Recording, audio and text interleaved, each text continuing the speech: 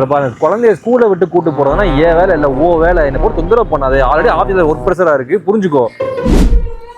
ஏன் சொல்ல மாட்டேன்? காலையில் உன்னை வேலைக்கு அனுப்பிட்டு பையனை ஸ்கூலுக்கு அனுப்பிட்டு 3 மணி வரைக்கும் வீட்டு வேலை பார்த்துட்டு 1 மணி நேரம் ரெஸ்ட் எடுக்கிறேன். அது உனக்கு பொறுக்கல இல்லை? உனக்கு எங்கே இருக்க போகுது பொண்டாட்டி பிள்ளை மேலே அக்கறை? ஓகே, நானே போய் கூட்டு வந்துடுறேன். தோத்துக்கிட்டே இருக்கீடா. லே நடந்து காமி. நடந்துட்டு என்ன வேண்டாடி? அதான் நல்லா நடக்க தெரியுதுல, நீ ஏன் வீட்டுக்கு நடந்து வர தெரியாதா?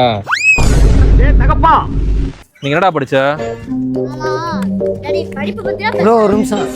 டெய்லி நீங்களே கூப்பிட வரீங்களே, உங்க ஒய்ஃப்லாம் கூப்பிட வர மாட்டாங்களா? இல்ல ப்ரோ, இந்த 3 to 4 wife busy time.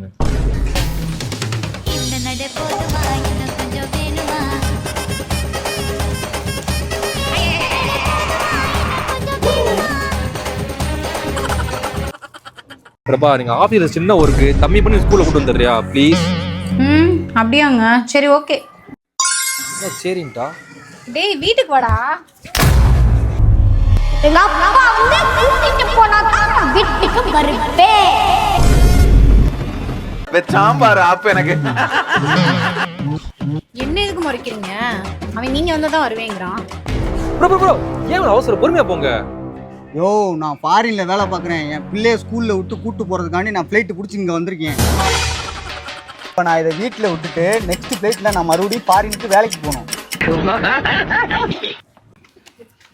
Bro என்னாச்சு ப்ரோ, இப்படி வரீங்க?